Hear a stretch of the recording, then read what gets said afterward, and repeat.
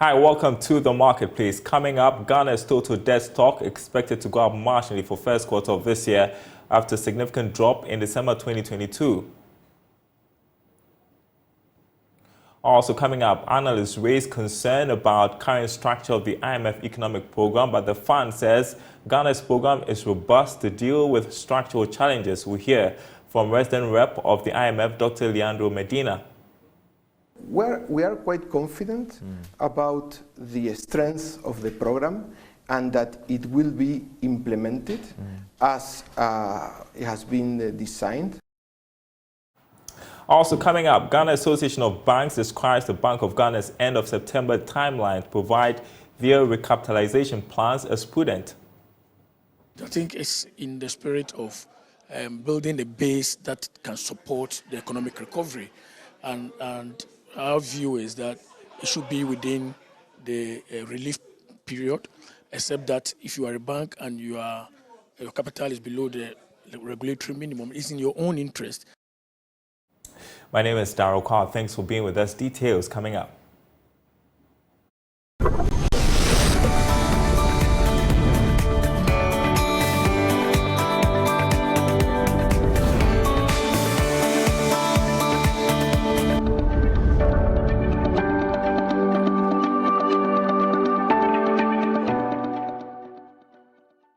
And thanks for staying with us, everyone. In our first story, Ghana's total debt stock could go up marginally for the first quarter of this year after a significant drop in December 2022.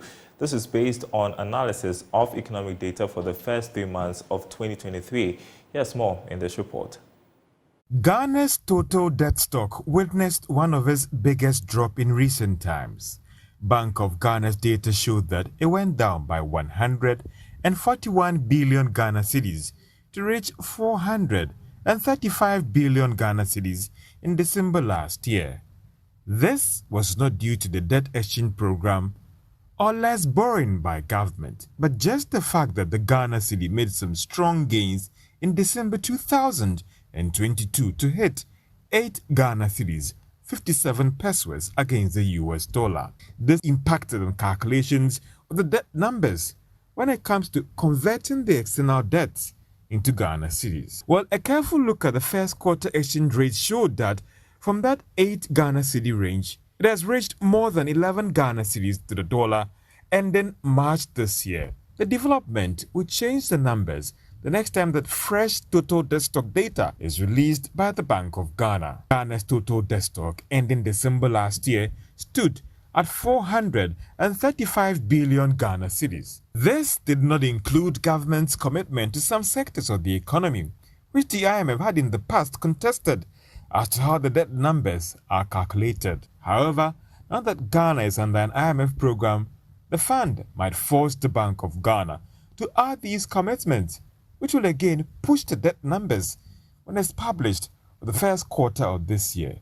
Some have argued that the debt exchange program would impact on the debt stock, but it might be marginal when the data is finally released by the central bank.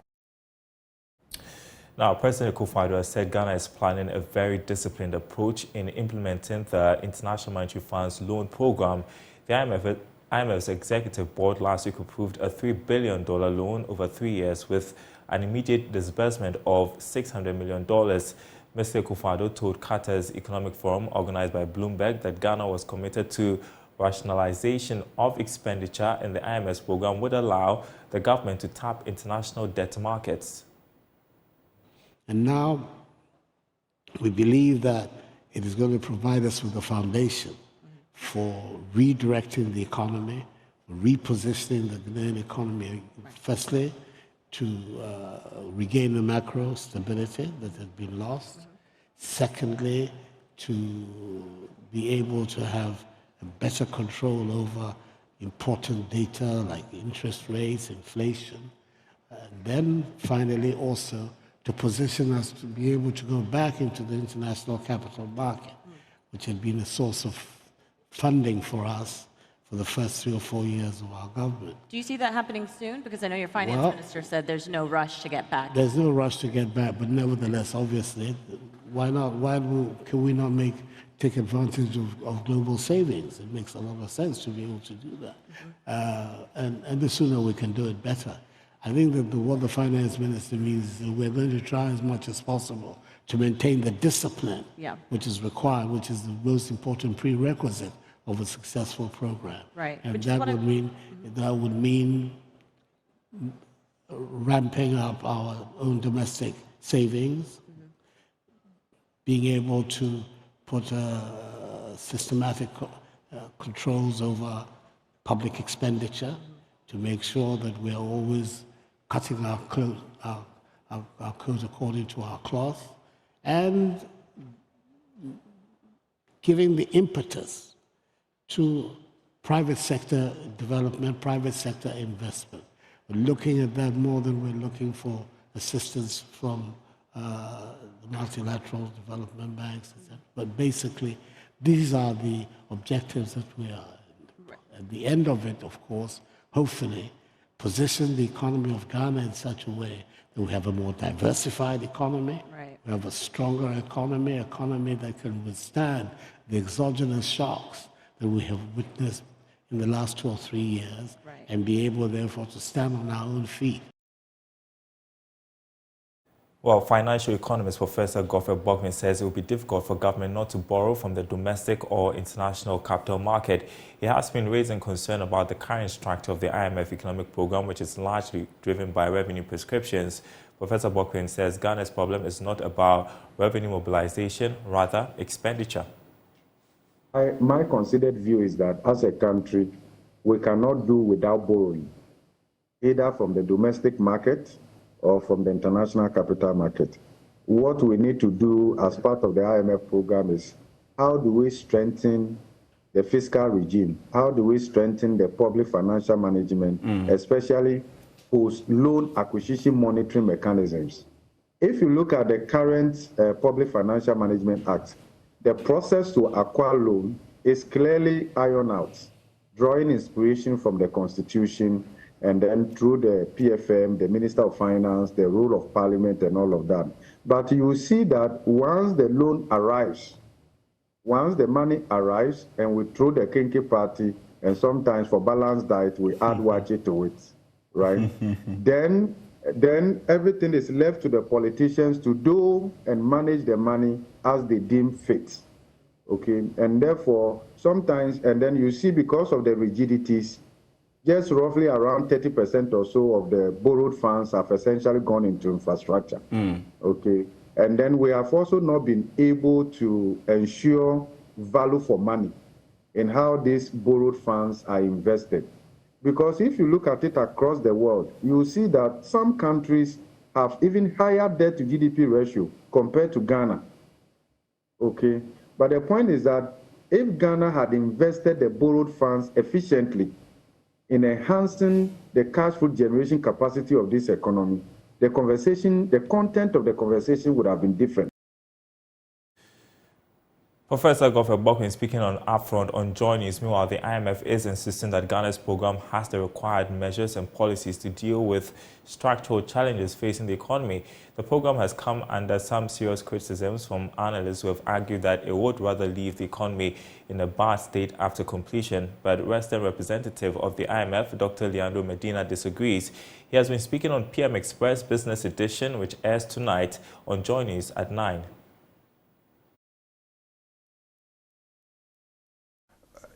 We are quite confident about the strength of the program and that it will be implemented as it has been designed. I could say that a commitment is there. The objectives are to restore the macro, to get us out of the crisis, to ensure that debt go down a sustainable path, to increase growth and to make it more inclusive. And Ghanaians are really looking forward to this. They are really looking forward to see inflation going down, to see the improvement in the management of the fiscal account, and to see more opportunities and more growth. In that sense, we are quite confident that the conditions will be met and that we are going to have a very successful path forward. I go through your program and I realize that you are, the staff report, quite heavy on the fiscal situation.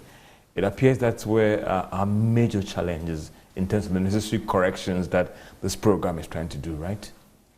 This program, the policies and reforms that will support the objectives, one of the main fronts is the fiscal front. Yeah.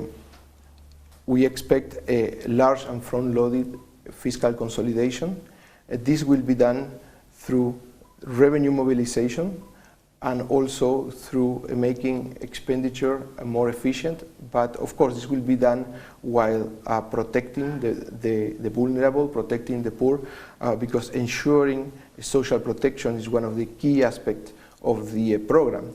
And if I may, give you two examples, two key examples of what is being done by authorities in their economic program is first, in the 2023 budget, the benefits under the LEAP are being doubled, and also the school feeding program is being adjusted to counteract the effects of the inflation. But these are just a few examples of what the program is doing in these aspects. And are these social interventions or social protection, do you think they are quite strong to help absorb the shock? Because some Ghanaians are worried that this is quite a crash fiscal program, and any program that's set to correct some of these things will come with some shocks on the economy and shocks for Ghanaians. In the context of a crisis, as Ghana is suffering, and the bold, very strong reforms that and policies that the government is taking, is extremely important to protect the vulnerable.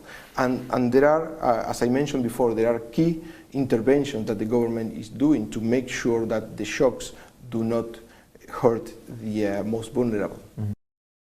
All right, cut that full interview on PM Express Business Edition tonight. On Zoom with us to discuss this a bit further, Dr. Jabir Mohammed, who is Banking and Finance Lecturer at the University of Professional Studies, Accra. Grateful you could join us, sir. Good afternoon to you. Let's start with the conversation about returning to the international capital market. President Akufo-Addo alluded to that in his interview at the Qatar Economic Forum. His finance ministry says that is not on the table yet, and we just heard from economist Professor Govt, who says Ghana has no choice but to return to the international capital market. Your thoughts about this? When is it appropriate to head to the international capital market?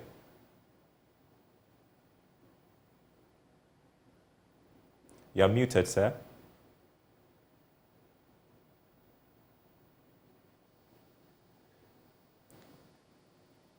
Can you hear me, Dr. Mohammed? I think you are muted, so if you could unmute. I'm okay now. All right. Good afternoon, and good afternoon to your listeners. The international capital market will quite be inevitable, especially if we are not able to bridge our budget deficit gap. And as it currently stands right now, the IMF is saying that the Bank of Ghana will have to do zero financing to the central government. So if the Bank of Ghana is doing zero financing, it does mean that you have only two options: to borrow from domestic market and to borrow from external market, and also to shore up your tax base. And currently, I think that about 3 revenue measures have been passed. And whether we'll be able to rake in the necessary revenue to be able to fill in the fiscal gap is still a question to still be wondering on. So I believe that if we are not able to cover the fiscal gap, then we have to go to the international capital market to borrow. But at what rate are we going to borrow from the international capital market? That is still a question that we have to ask ourselves. As it stands right now, we have a higher risk of default. We are already downgraded by international rating agencies. In addition to that, we have higher inflation, and the exchange rate is also not doing very well as it currently stands. All these factors will come together to compute a higher risk premium for the country. So if you are going to the capital market, then we have to pay more than we usually pay because we are already defaulting. And as a defaulting country, your risk premium is going to be very high. So I guess it's just a matter of time till we head back to the international debt market. But we also have to think about our mountain debt, right? Our debt stock fell by about 141 billion cedis in December last year to end the year at 434.6 billion cedis, which is good. But our latest analysis showing that could go up in the first quarter of this year. How do we manage our debt crisis under an IMF deal? Well, the best thing to do is continue to do a good expenditure cut. I think that we need a fiscal policy regime, as my colleague said earlier on, passed by Parliament, so that we can have at least a budget ceiling on expenditure. The expenditure there is no any ceiling on expenditure. So as a result of that, government just goes around and spending as they have to spend. Just look at what happened at Kwawu. Within a twinkle of an eye, roads were sprinkling out in the night and all of that. So if we are to allow that going into an election year and there is no expenditure ceiling, despite the fact that we have an IMF program, we are still going to have a very difficult task. Bear in mind that this is a government which is bent at breaking the eight. So everything that they have to do to break the eight, including excessive expenditure in an election year, they will be in a better position to do so.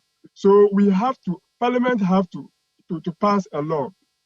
We have a hung Parliament, and the minority have to ensure that they do the right thing by passing an expenditure ceiling law that can enable them to cap expenditure to a particular minimum level. If you're able to do that, then you can maintain your debt level. Otherwise, the debt level will continue to widen. In concerns from Professor Bokwing about the structure of the IMF deal, which he says does not tackle government's expenditure challenges enough. Do you share similar sentiments?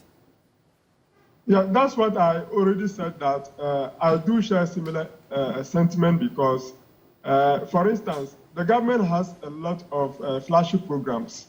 And an election year coming 2024 is going to be a major, there is going to be a major expenditure. If you look at our expenditure pattern over the years, in most election years, expenditure has always been very high. But anytime we go to an IMF, we enter into an IMF program, it has helped to slow down expenditure in an election year. So let's see whether once the IMF package is not given priority in terms of expenditure cutting, then whether that can reflect in an election year or not. Because in 2016, we saw a drastic reduction in terms of expenditure over 2012 election year. So whether this IMF program will be in a better position to forestall that or not, we are yet to see. But because there is no any expenditure program on the IMF package, then that is going to be a difficult thing. So asking Parliament to pass a fiscal law that will restrain the executive from spending at a higher rate, it will help to forestall any future eventuality that we may find ourselves in as a country. Thoughts this afternoon, Dr. Jabir Mohammed, Banking and Finance Lecturer at the UPSA. I appreciate your time. The Ghana Association of Banks has described the Bank of Ghana's end of September timeline to provide recapitalization plans as prudent. Chief Executive Officer John Ewa, speaking to Joy Business, said the directive is in the best interest of the banks to further aid in improving the banking sector. He maintains that this would also position the banks in supporting economic growth. You all read from the governor just around the time we signed the debt exchange documentation that with the banks, he had given us some reliefs on capital, on when we are supposed to build up capital. What the governor is saying is within that period, they want to know when within the period capitalization will be coming in so that they have good visibility of the plans of the banks in terms of capital accumulation and also attracting capital to build the right capital buffers, and I think it's in the spirit of building a base that can support the economic recovery.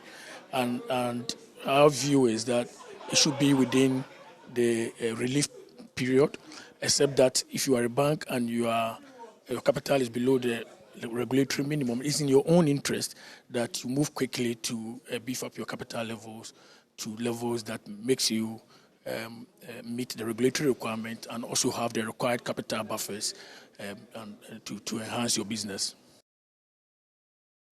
Meanwhile, the Association of Banks is optimistic the banking sector will see further recovery in the second quarter of this year when data on performance is published. I would say so. It will not be a day and night event. It is going to be a situation where we are going to witness gradual improvement in the economic variables. We've seen inflation trending downwards. It's currently around 41%. We've seen the exchange rate also maintaining some relative stability, even the last a few days, appreciation against the major trading currencies. So all these should point to a positive trajectory in the economic variables. With this, we are anticipating that in the coming weeks, when central bank starts their next round of the MPC, and given how the situation will be at the time, perhaps we will be looking at a different view of the monetary policy rate that should also help to trend down the other market rates. As banks, we are very much interested in having rates that customers are able to afford, because our view is that if rates are very high, then the probability of default also increases, and that results in impairment. And we are not very impairment is not something that banks are excited about. It's a negative or a drag on the bank's performance. So we are interested in having and operating an environment where the rates are affordable, customers can pay without significant stress on their liquidity, and go about their business. And that is what we are interested in, because banks don't make money from the gross interest. We make money on the net interest margin. And we believe that we all have a role to play. Players in the market, the banks and our customers all have a role to play in propelling the recovery of the economy. Well, we're moving on in the marketplace. Africa Day is being marked across the continent today. This year marks the 60th anniversary of the signature of its founding charter in Addis Ababa, Ethiopia. The African Union has chosen acceleration of AfTA implementation as its theme for 2023. The AfTA, the African Continental Free Trade Area, is an ambitious trade pact aimed at creating a single market for goods and services of almost 1.3 billion people across Africa and deepening the economic integration of the continent. A statement signed by the Secretary General called for transitioning from negotiations to practical steps when it comes to AfTA.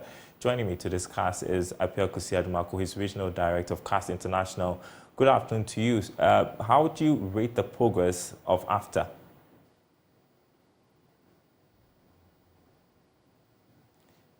Kindly unmute. Thank you very much, and good afternoon to you and your viewers. I think so far, I will say that lots of foundations have been laid towards the full implementation of AfCFTA. And with a lot of almost all African countries having signed and ratified the agreement, I think that it portends a good future for Africa under this common free trade area. And what do you identify as the current challenges facing the trade pact? When you have more than 50 countries agreeing on one thing, you don't expect things to be so much easy. Even ECOWAS with 15 countries, getting things done is not an easy thing. But I only want to say these are challenges. These are the teething problems. And most of the issues have been resolved. And so, but next week or so, African trade ministers are meeting in Nairobi to look at the next phase of the implementation. And I think that for the first time in many years, Africans have seen the need for an economic integration as a tool for breaking loose from the tidal wave of poverty. And so we give ourselves a few years ahead. I think that the aims and objectives of AfCFTA would be fully realized. Yeah, and this year's theme for the AU Day is about accelerating the implementation of AFTA. And so when we talk about accelerating, what comes to your mind when it comes to implementation of this trade pact? Okay, so acceleration of AFTA requires all member states to do what is required of them. And I think when you see Ghana, for example, I think we almost tick all the 10 boxes for implementation. And so we are in a better shape. Of course, the head of the Secretariat is headquartered in Accra here, so we have no excuse to do. Some countries that are lower in developing, the developing countries, those like Mali, Niger, and the poorest countries across Africa, they have lots of issues to resolve. But I think so far, by and large, I think that lots of countries in Africa have seen AFCFTA as an antidote to the problem. And we've also seen exact commitment from various governments. In the past, when things used to be the OAU, we're not seeing that much of commitment. It was only seen as an annual meeting for heads of state. They meet in Addis, they drink their beer, and they fly their jet back home. But AFCFTA, we've seen a lot of sensitization, a lot of budgetary allocations, a lot of institutions being set up. All these things are indicative of the fact that Africans do not want AFCFTA to be another case study of a failed trade pact. All right, we'll leave it here. Thank you so much. Wish you a happy AU Day as the whole continent marks the Africa Day. And that's it for our program this afternoon. Thanks for watching, everyone. There is more news on our website, myjoyonline.com/business. You get the day's latest stories from over there. My name is Daryl. Thanks for watching. We'll be back same time tomorrow.